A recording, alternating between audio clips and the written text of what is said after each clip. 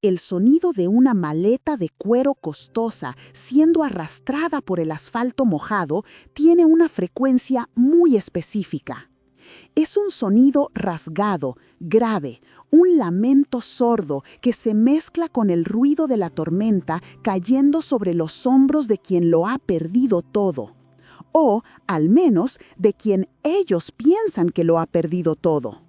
Jamás olvidaré aquel martes, no por la lluvia, que caía con una furia bíblica como si el cielo mismo estuviera llorando por mí, sino por la expresión en el rostro de la mujer parada en el pórtico seco e iluminado de mi casa. Mi suegra, doña Elena, sostenía una copa de vino, mi vino, un reserva especial de mi bodega privada, y sonreía. No era una sonrisa de felicidad simple, era la mueca de una depredadora que finalmente ha acorralado a su presa después de décadas de cacería silenciosa. ¡Lárgate, intrusa!, gritó ella, proyectando su voz para cortar el sonido de los truenos, asegurándose de que todos los vecinos del exclusivo condominio pudieran escuchar el veredicto. Esta casa es de mi hijo, siempre lo fue, y ahora, por fin, está limpia de tu presencia tóxica. Detrás de ella, como una sombra cobarde, estaba Roberto, mi esposo de 20 años, el padre de mis hijos, el hombre que juró protegerme en la salud y en la enfermedad frente a un altar. Él no me miraba. Él tenía la vista clavada en sus propios zapatos italianos, zapatos que yo compré, que yo elegí, que yo pagué, evitando ver a la mujer empapada que temblaba de frío en el portón de la propiedad que construimos juntos. O mejor dicho, que yo construí. Junto a Roberto, aferrada a su brazo como si fuera un trofeo recién adquirido en una subasta, estaba Camila, la nueva gestión, como ella misma se había autodenominado con descaro horas antes. 20 años más joven, con la piel estirada y la ambición desbordándose por los ojos, ella me saludó con la mano. Un pequeño adiós irónico, moviendo unos dedos llenos de anillos que, sospechaba con certeza, fueron comprados con el dinero de la cuenta conjunta que yo estúpidamente alimenté. El portón de hierro macizo comenzó a cerrarse automáticamente. El sonido metálico de los engranajes sonó como el de una guillotina descendiendo sobre mi vida. Estaba en la calle, sin casa, sin marido, sin dignidad, aparentemente. Pero, mientras el agua helada corría por mi espalda y sentía el peso de la injusticia intentar aplastar mis pulmones, algo extraño sucedió. Mi mano derecha, instintivamente, fue hacia el bolsillo interior de mi abrigo impermeable. Mis dedos tocaron el papel frío y doblado que estaba guardado allí, a salvo de la lluvia. La textura de ese papel era mi ancla. Ellos creían que ese era el final de mi historia. Creían que yo estaba llorando por haber sido descartada como un mueble viejo. Lo que no sabían, lo que la arrogancia de Elena y la estupidez monumental de Roberto les impedían ver, era que yo no estaba llorando de tristeza.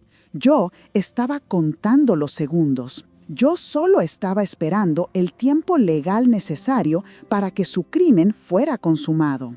En esa noche fría, mientras los veía celebrar mi expulsión a través de los ventanales iluminados de mi sala de estar, hice una promesa silenciosa.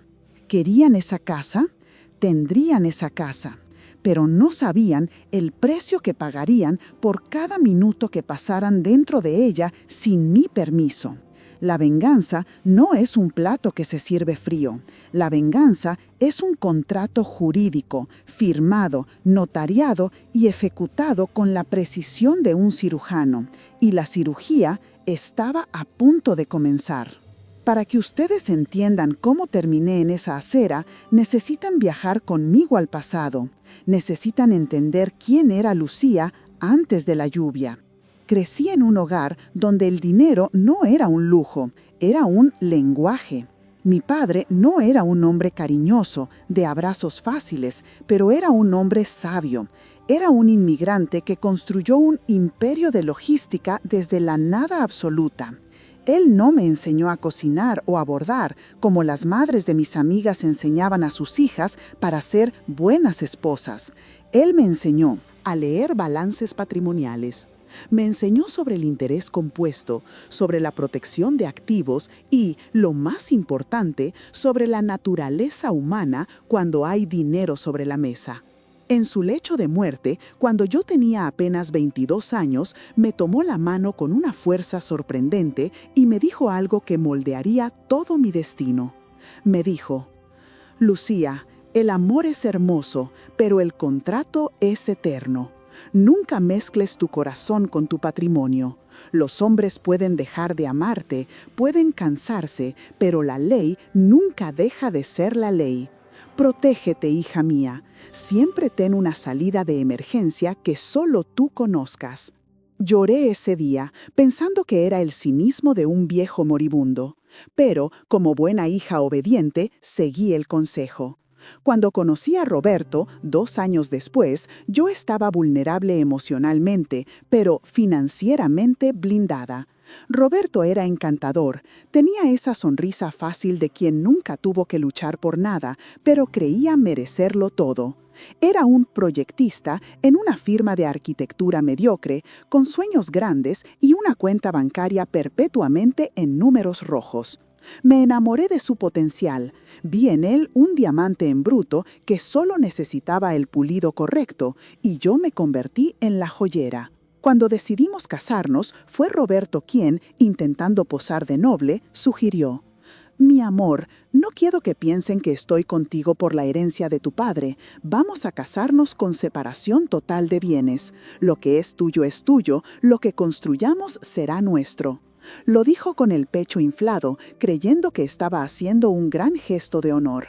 Yo acepté, por supuesto, pero yo sabía leer entre líneas. Roberto no estaba protegiendo mi dinero, él estaba protegiendo el futuro dinero imaginario que él juraba que iba a ganar para no tener que dividirlo conmigo. La ironía del destino es que esa decisión, tomada por su arrogancia, fue la primera palada de tierra en la tumba que él mismo cavaría 20 años después. Durante el matrimonio, asumí el papel que la sociedad esperaba de mí: la esposa soporte, la sombra eficiente. Roberto abrió su propia constructora, financiada silenciosamente por un inversor ángel que, en realidad, era un holding que yo controlaba. Él nunca lo supo. Él creía que era su carisma lo que atraía capital. Yo le dejaba creer su propia mentira. Yo cuidaba de la casa, de nuestros 2 hijos y de su imagen pública. Pero, siguiendo el consejo de mi padre, mantuve mi vida financiera en un compartimento estanco. La herencia, los inmuebles comerciales, los dividendos, todo iba a una cuenta que Roberto desconocía. Para él, yo era solo la esposa organizada que administraba el presupuesto doméstico con rigor. Doña Elena, mi suegra, era la guardiana de su ego. Desde el primer almuerzo de domingo dejó claro que yo era insuficiente. «El arroz está un poco pastoso, ¿no crees, Lucía?», decía ella, sonriendo a su hijo. «Roberto está acostumbrado a mi sazón, pobrecito. Ha adelgazado desde que se casó contigo». «Esa ropa es muy seria, Lucía. Una mujer tiene que adornarse para su marido, si no, él mira hacia otro lado». Yo tragaba saliva, yo sonreía, yo pedía perdón por el arroz perfecto. ¿Por qué lo hacía? Por la paz, por la familia, porque creía que el amor era soportar las espinas para mantener el barco a flote. No veía que estaba alimentando monstruos con mi propia pasividad. Hace 5 años decidimos comprar la casa, la mansión definitiva. Roberto estaba en una buena racha en la empresa, nuevamente gracias a contratos que yo articulé tras bastidores, y él quería un símbolo de estatus. Encontramos una propiedad antigua en un barrio noble, una casona colonial que necesitaba mucho amor y mucho dinero. Roberto caminó por las habitaciones vacías, gesticulando como un emperador romano. Aquí será mi oficina, decía. Aquí haremos fiestas para los socios. A mamá le encantará este jardín. Cuando llegó el momento de pagar, Roberto tuvo un problema de liquidez temporal. Un cliente no pagó, un proyecto se retrasó, las excusas de siempre. Estaba en pánico. Íbamos a perder el negocio. Fue entonces cuando intervine. «Puedo resolverlo, Roberto», le dije con calma. «Tengo un dinero guardado de la venta de unas joyas antiguas de mi abuela y algunos ahorros de mis tiempos de soltera». Era mentira, claro. Era dinero de mis rendimientos mensuales y era dinero suficiente para comprar la casa al contado. Él me abrazó, llorando de alivio. «Eres increíble, Lucía.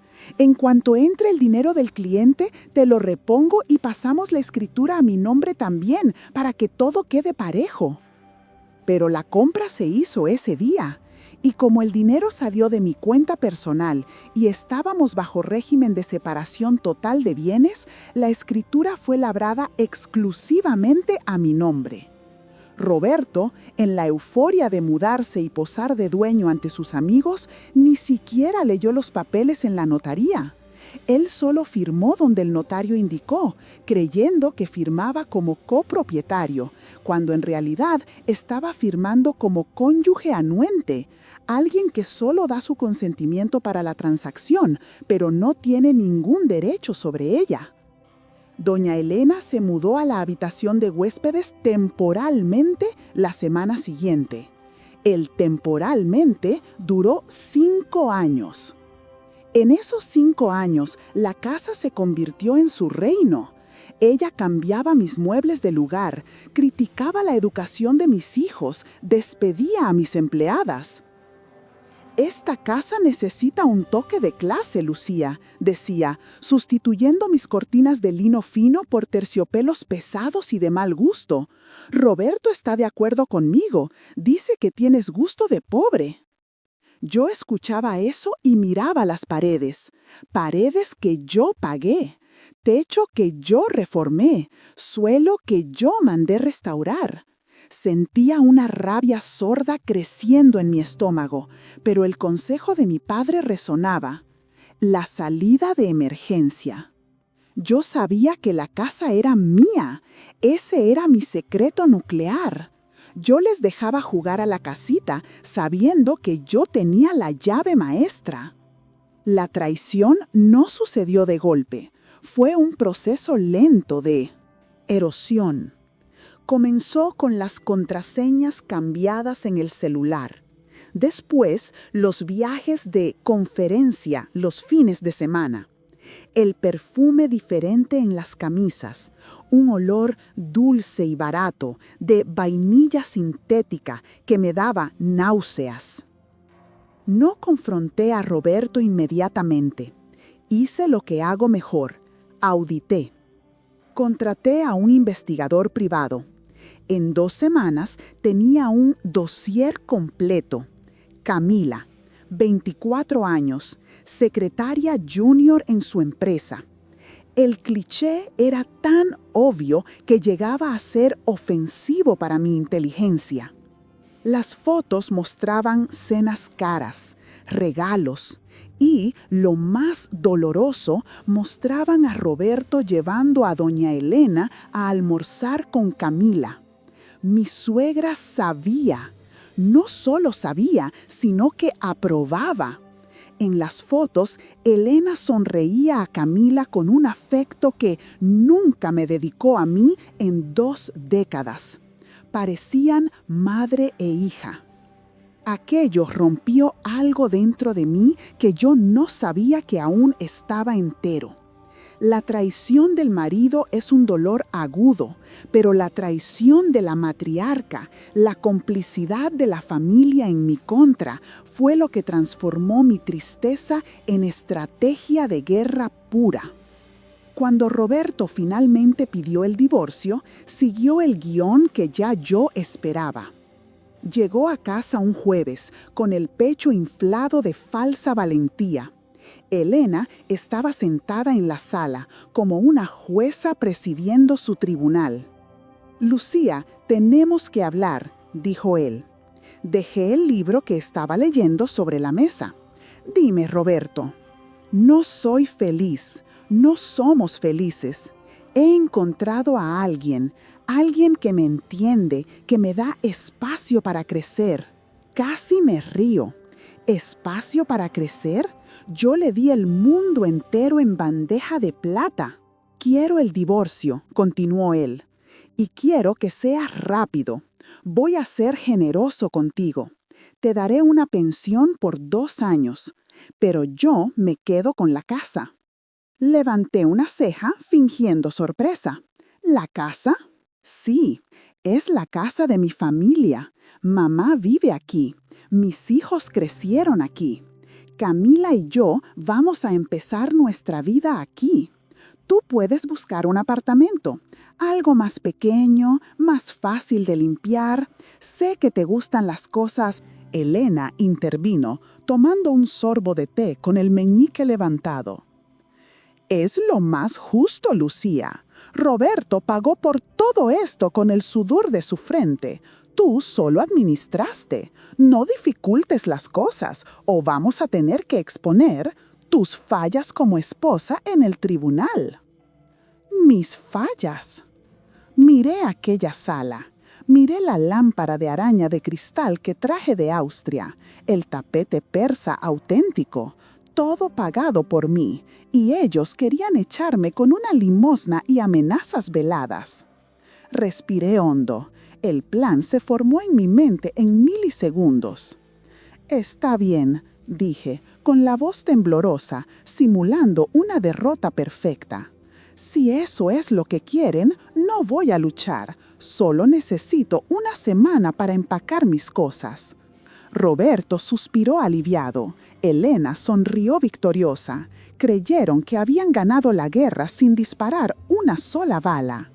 La semana siguiente fue un estudio antropológico sobre la crueldad humana. Como yo acepté salir pacíficamente, ellos perdieron el miedo. La máscara de civilidad cayó completamente. Camila comenzó a frecuentar la casa antes incluso de que yo saliera.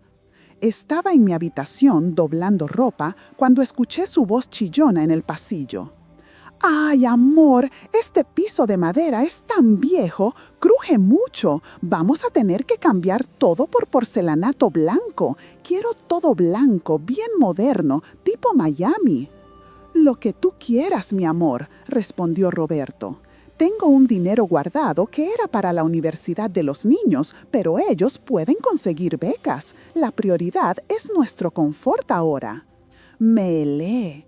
Iba a gastar el fondo de educación de nuestros hijos para reformar el suelo de la casa para la amante. Aquello fue la confirmación moral que necesitaba. No tendría piedad, no dejaría ni las cenizas. Elena, en su infinita sabiduría maligna, sugirió: «¿Por qué esperar a que ella salga? Los albañiles pueden empezar mañana en la planta baja. Así ella ve que la casa ya no le pertenece y se apresura en largarse». Y así lo hicieron. En mi último miércoles en la casa, desperté con el sonido de mazos golpeando paredes. Bajé las escaleras y vi la destrucción. Estaban rompiendo la pared de la sala de estar para abrir el concepto. Estaban arrancando el piso de madera noble de 100 años. Era una carnicería estética. Pero, jurídicamente, era música celestial para mis oídos. Llamé a mi abogado, el doctor Castillo, desde dentro del armario, susurrando: «Doctor Castillo, han comenzado obras estructurales, están rompiendo todo». La voz grave del abogado sonó al otro lado. «Excelente, Lucía. ¿Tienes pruebas de que ellos están pagando?» «Sí, Roberto dejó el contrato de la constructora encima de la mesa de la cocina. Tomé fotos, $120,000 en reformas. Liquidó sus inversiones personales y pidió un préstamo express». Perfecto, dijo Castillo, y casi pude escuchar su sonrisa. Déjalos continuar. Según la ley de nuestro estado, las mejoras hechas de mala fe en propiedad ajena no son indemnizables y pasan a integrar el patrimonio del propietario automáticamente. Literalmente, están transfiriendo el dinero de su cuenta al valor de tu inmueble. Cuanto más rompen, más rica te haces. Colgué y bajé a la cocina. Camila estaba allí dando órdenes a los obreros como si fuera la capataz. «¡Cuidado con esa pared! ¡Quiero un nicho aquí para mis trofeos de concurso de belleza!», gritaba. Sonido de mazos golpeando paredes. Bajé las escaleras y vi la destrucción. Estaban rompiendo la pared de la sala de estar para abrir el concepto. Estaban arrancando el piso de madera noble de 100 años. Era una carnicería estética, pero jurídicamente era música celestial para mis oídos. Llamé a mi abogado, el doctor Castillo, desde dentro del armario, susurrando. «Doctor Castillo, han comenzado obras estructurales, están rompiendo todo». La voz grave del abogado sonó al otro lado.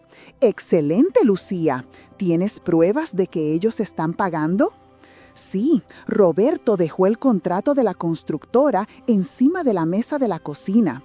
Tomé fotos, $120,000 en reformas, liquidó sus inversiones personales y pidió un préstamo express. «Perfecto», dijo Castillo, y casi pude escuchar su sonrisa. «Déjalos continuar. Según la ley de nuestro estado, las mejoras hechas de mala fe en propiedad ajena no son indemnizables y pasan a integrar el patrimonio del propietario automáticamente. Literalmente, están transfiriendo el dinero de su cuenta al valor de tu inmueble. Cuanto más rompen, más rica te haces». Colgué y bajé a la cocina. Camila estaba allí dando órdenes a los obreros como si fuera la capataz. «Camila, Camila, cuidado con esa pared. Quiero un nicho aquí para mis trofeos de concurso de belleza», gritaba ella. Me vio y sonrió con desdén. «Perdona el polvo, Lucía, pero ya sabes cómo es. Necesito limpiar la energía antigua para que mi nueva vida comience».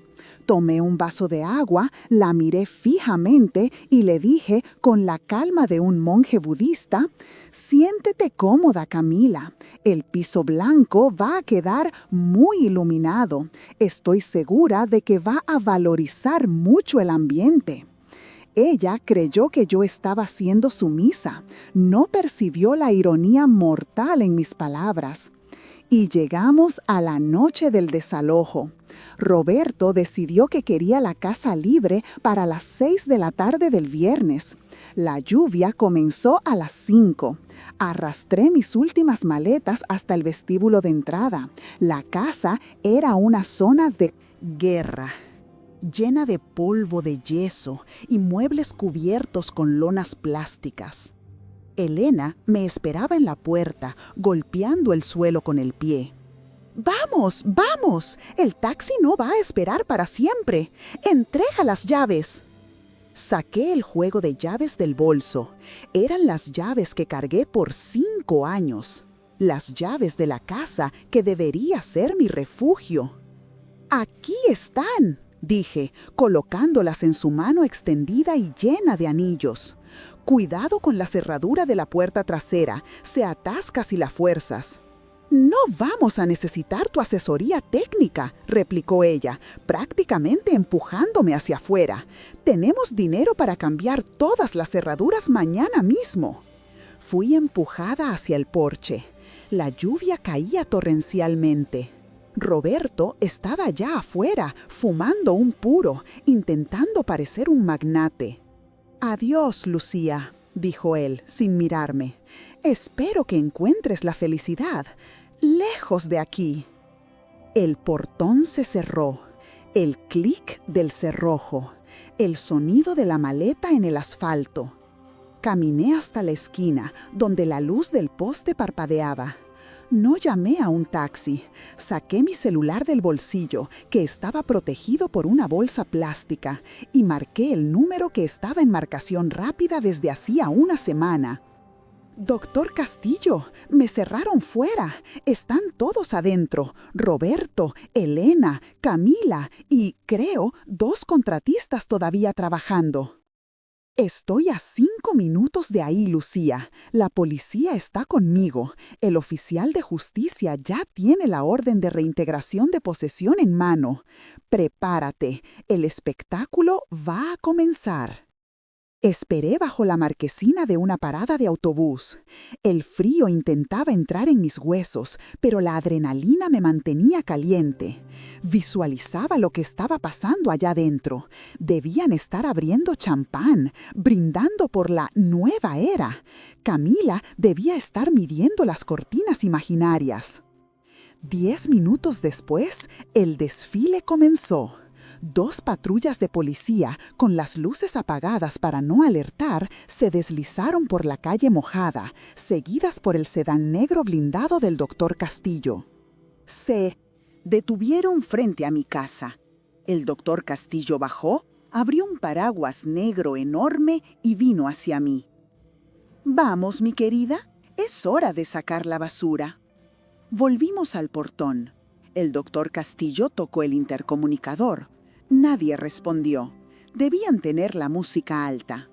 El oficial de justicia, un hombre corpulento y serio, autorizó a la policía a forzar la entrada peatonal. Entramos al jardín. Por los grandes ventanales de la sala vi la escena. Roberto bailaba con Camila. Elena estaba sentada en mi sillón favorito, riendo con la boca abierta, con los pies sobre la mesa de centro. El jefe de policía golpeó la puerta principal. ¡Bum! ¡Bum! ¡Bum! La madera maciza reverberó como un trueno. La música se detuvo adentro. Vi las siluetas congelarse. Roberto abrió la puerta, irritado, sosteniendo su copa. ¿Quién es el que está golpeando así a una hora tan...?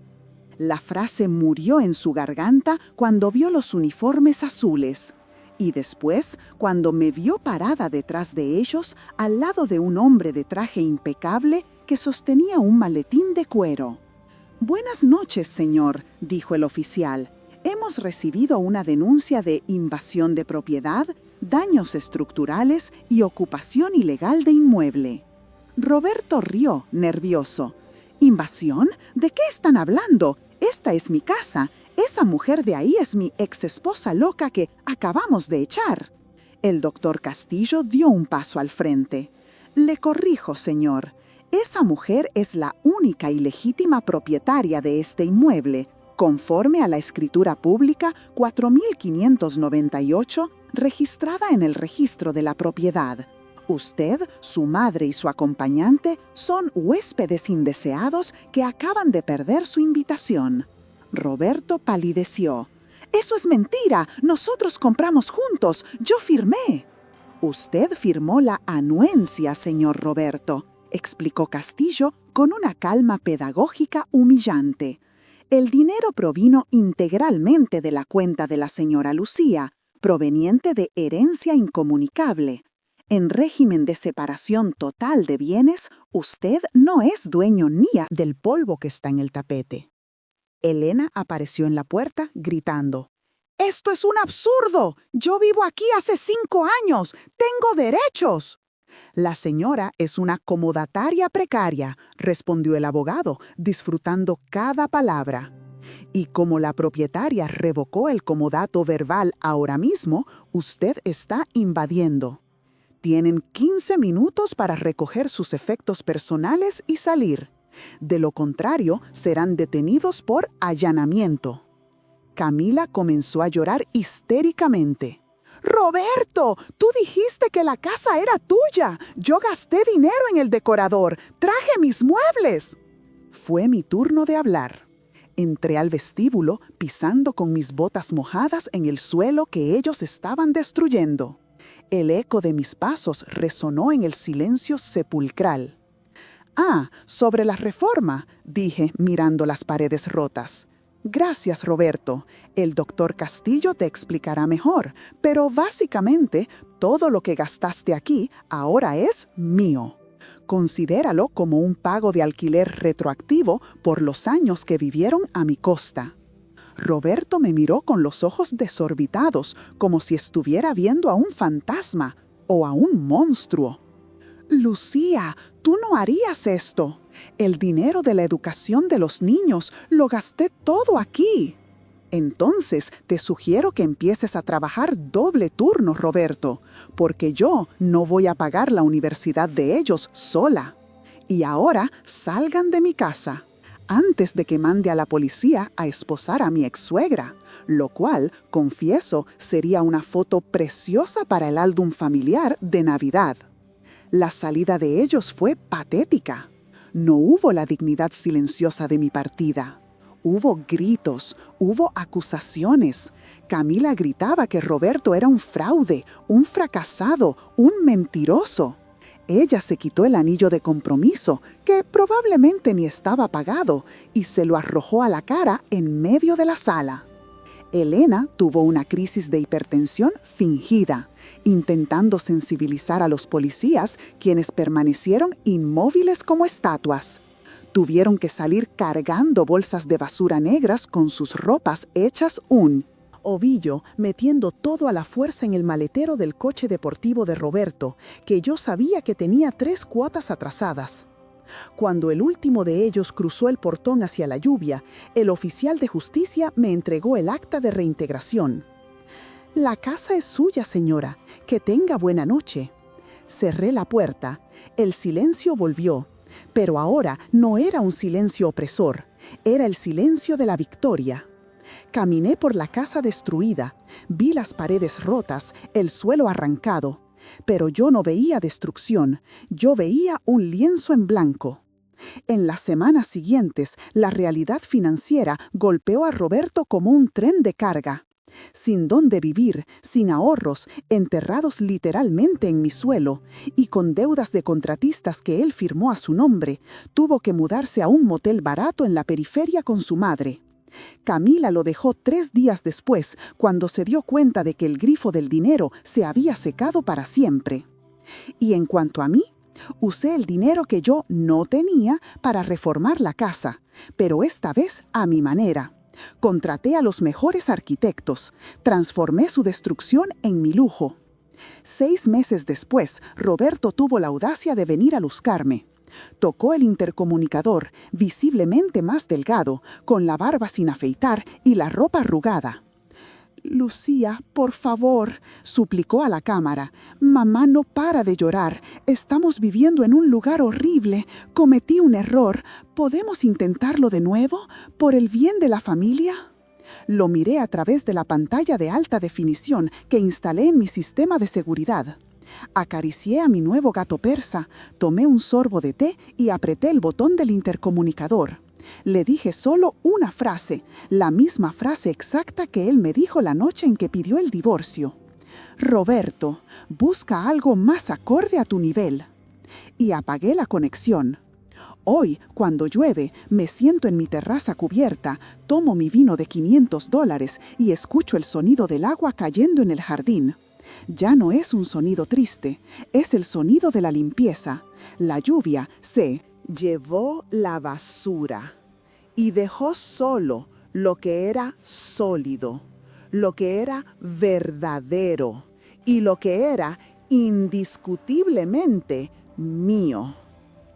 Nunca subestimes a la mujer que sostiene las llaves del castillo mientras tú juegas a ser el rey. Porque cuando el contrato se termina, el rey se convierte en plebeyo, pero la reina sigue en el trono.